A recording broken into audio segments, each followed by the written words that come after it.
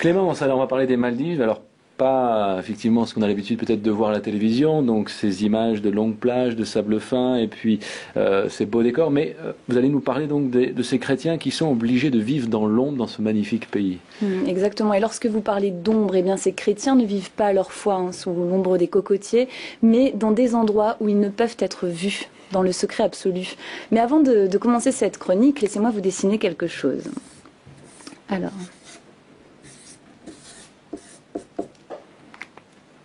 Attention, que voyez-vous? Oh bah ça c'est les points cardinaux. Exactement, donc voici une boussole, donc nord, sud, ouest, est. Mais en fait, ce dessin représente bien plus qu'une boussole. Il montre à quel point il est difficile d'être chrétien aux Maldives. Alors je m'explique. Getma George, qui était une enseignante sur l'île de Foatrendu, dans l'archipel des Maldives, enseignait la géographie.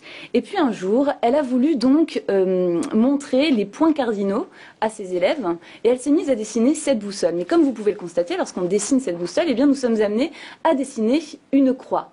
Et les parents de ces élèves, qui sont tous musulmans, ont vu dans cette croix l'un des signes les plus forts du christianisme et donc l'ont violemment menacée, si bien que cette enseignante a dû changer d'île. Elle est restée aux Maldives, mais elle est passée sur une autre île. Parce qu'il s'agissait d'une enseignante donc, dans une école essentiellement musulmane alors. Toutes les écoles des Maldives sont musulmanes en fait. L'islam est la religion officielle des Maldives.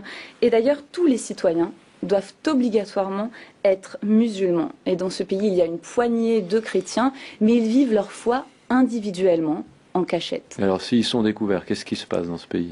Ils peuvent être emprisonnés ou alors envoyés dans des centres de réhabilitation qui les incitent à revenir à l'islam. Mais de toute façon, la persécution dans ce pays est systématique puisque la loi interdit à toute personne d'exercer une autre religion que celle de l'islam.